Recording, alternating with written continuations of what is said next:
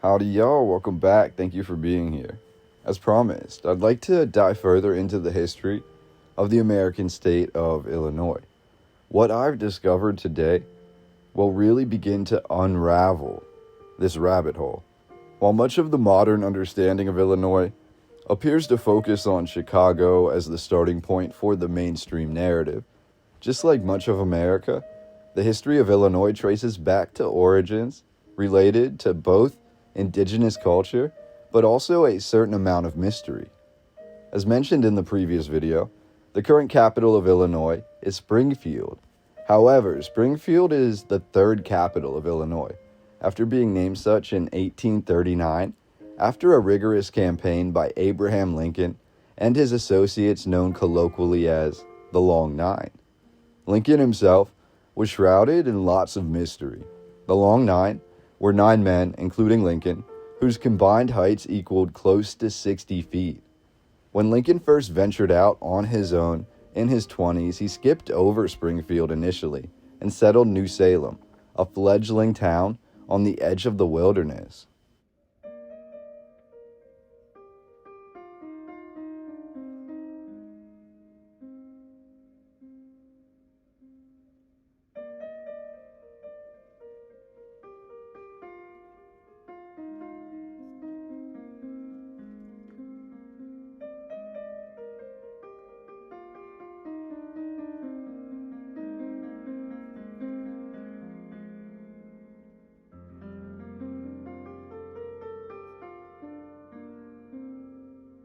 In New Salem, Lincoln was designated in the history books as the village boatman, the owner of the general store, and a leading contractor. Lincoln was also the postmaster of New Salem, the surveyor of New Salem, and he held the job of rail splitter, essentially in charge of creating the railroad with his bare hands. If you watch my video on the subject, you know that Lincoln left New Salem in 1837 to then settle Springfield, and by 1840, New Salem was all but abandoned. Furthermore, upon Lincoln's passing in 1865, much of what is known today about his life was actually found among the dilapidated and abandoned village of New Salem, which was then made a protected land, and eventually, some years later, it became a state park. With Lincoln's career path seemingly set from a young age for the White House, it comes as no surprise that Springfield, the land which Lincoln called home until he became president, would be named the capital of Illinois. However, before Springfield, the capital was Vandalia, and before that, the first capital of Illinois was Kaskaskia. Let's focus on Vandalia for the moment, as most of the narrative here is pretty straightforward, and yet knowing what we know about history and the Old World, some details in here really stand out. Vandalia was chosen as the new capital for Illinois in 1819, when Kaskaskia was deemed to be unsuitable. More on that in a minute. We're told Vandalia did not exist in any capacity before being founded in 1819, and Vandalia actually was, from its inception, the western terminus of the National Road, the first federal roadway across America. Yet, within the name Vandalia, we can begin to see there might be more to this narrative than what we've been presented with. According to the history books, the origin of the name Vandalia is uncertain, yet theories exist. In a contemporary interview with the original surveyor of Vandalia in the 19th century, Colonel Greenup, it is explained that the van in Vandalia stems from vanguard, which represented the advancement of manifest destiny, and Dalia, which was an Anglo-Saxon term for land between two hills or two mounds. Still, others reject that explanation, claiming Vandalia was actually related to the Vandalia colony, a failed attempt to establish a 14th colony in America between what is now Kentucky and West Virginia. That's a whole other can of worms, but of note, the specific, mostly undocumented group known as Melungeon, of which Abe Lincoln is theorized to have possibly been part of, was also theorized to have large populations in this specific region. The failed Vandalia colony was named for Queen Charlotte of Britain, who claimed descent from the Vandal kingdom of the Old World. That is another theory.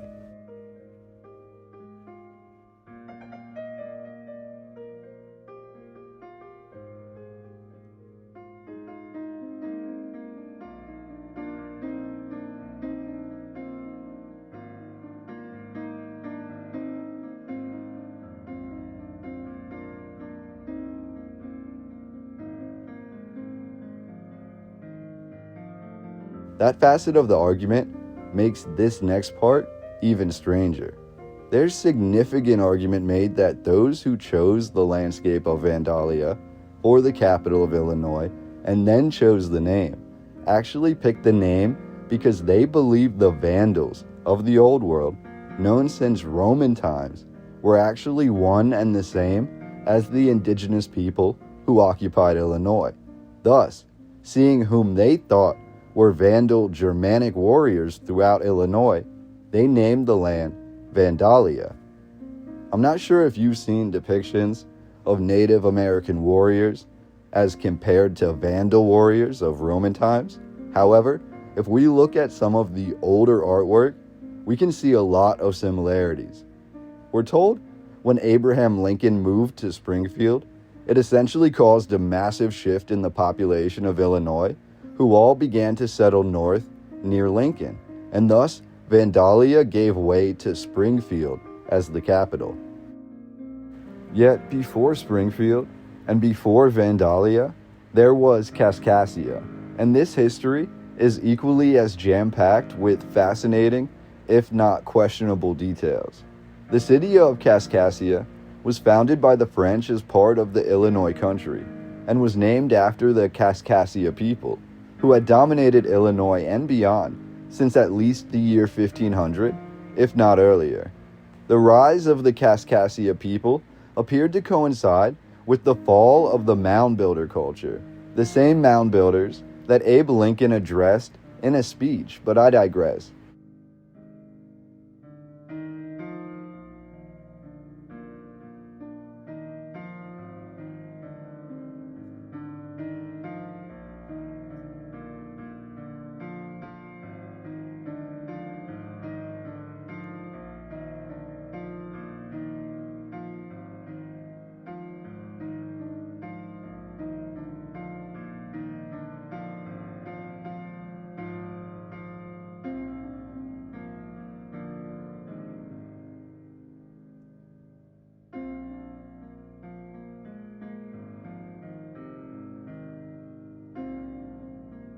Jesuit Father Marquette, a Frenchman, was the first European to travel the Mississippi River in the year 1673.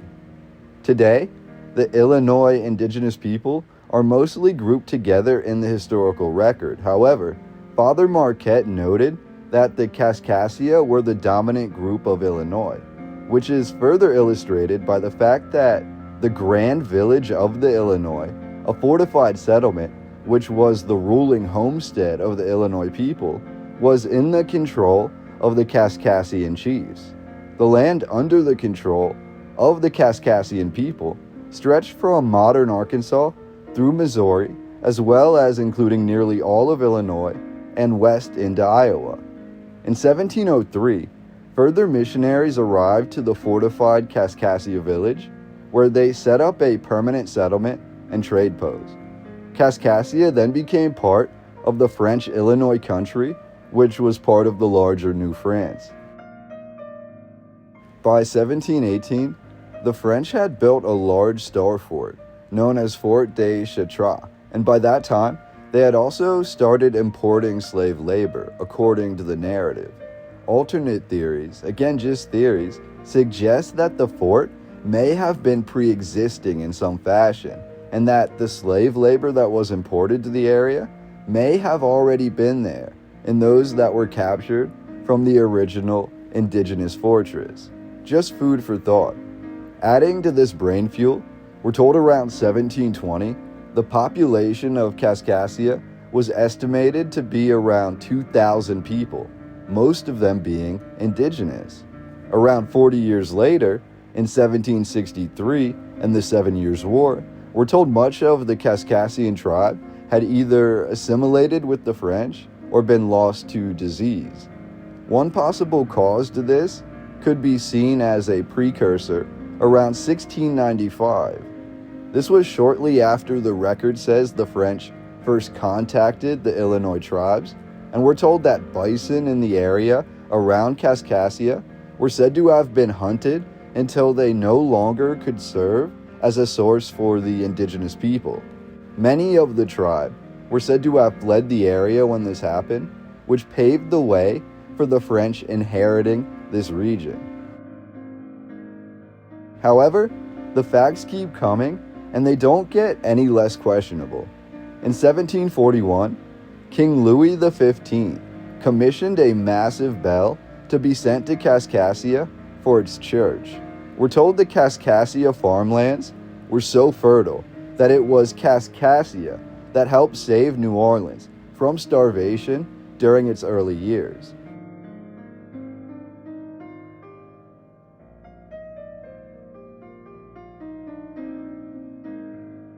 Furthermore, a second star fort with even larger earthworks was founded in 1759, known as Fort Kaskaskia. Yet by 1763 and the end of the 7 Years' War, the forts and all of Kaskaskia were ceded to the British.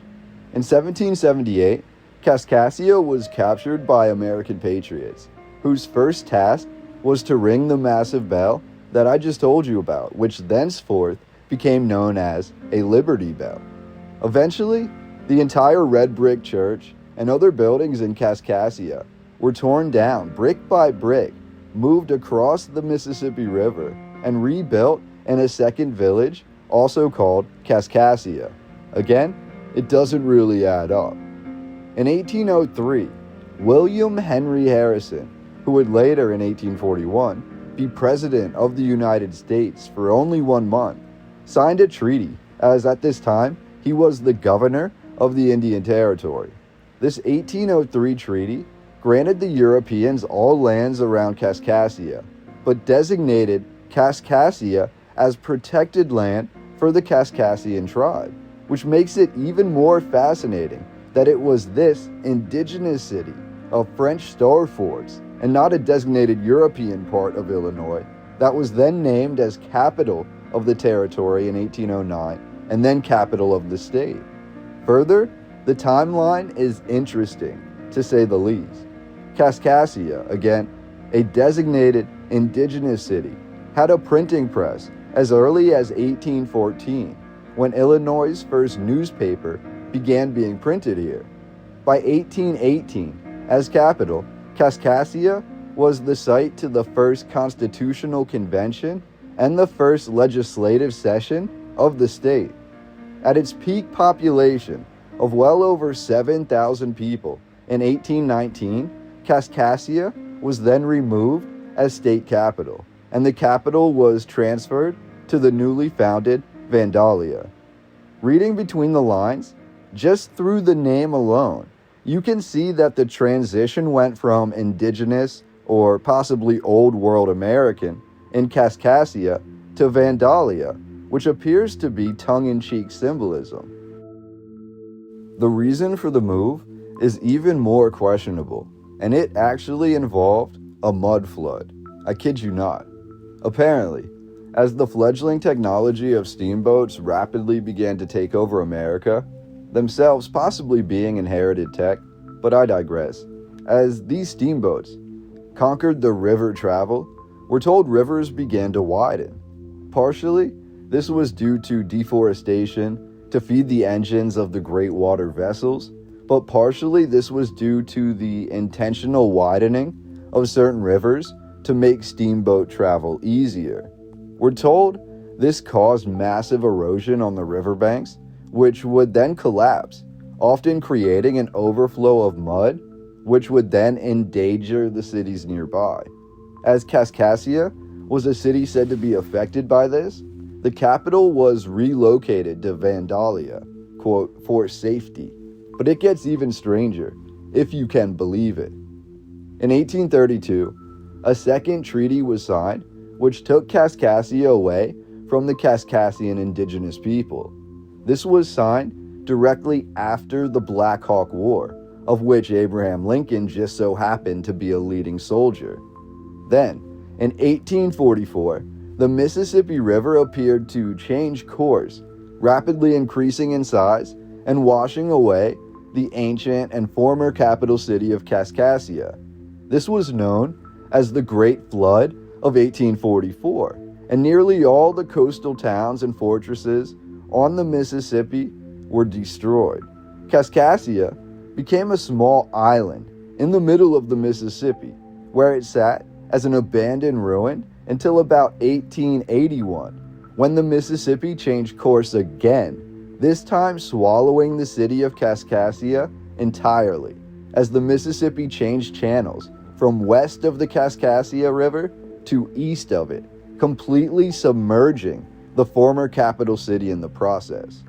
Kaskaskia is now beneath the Mississippi River. However, again, I don't know how this was done, but parts of the city, including entire brick buildings and the Kaskaskia Liberty Bell, were salvaged from below the water and rebuilt on a new site. Around the 1950s, Kaskaskia began to re-emerge from the depths of the river, only to be swallowed again by the Great Flood of 1993. At that time, it's noted that an estimated 33 people lived on the banks of the river on lands that once fell within Kaskaskia's ancient city limits.